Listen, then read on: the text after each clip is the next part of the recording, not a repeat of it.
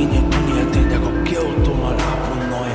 মনে পড়ে মাটির নিচে আজব কষ্ট সইতে হয়। চোখ দুটা দেখ বন্ধ করলে এই দেহ আমার আপন নয়। আমি পাপি জনক পাপি পরকাল আমার নয়। করতেছি পাপ আজব এক শয়তানের ইশারায়। এই স্বার্থপর দুনিয়ায় দেখ কার ভালো কি চায়।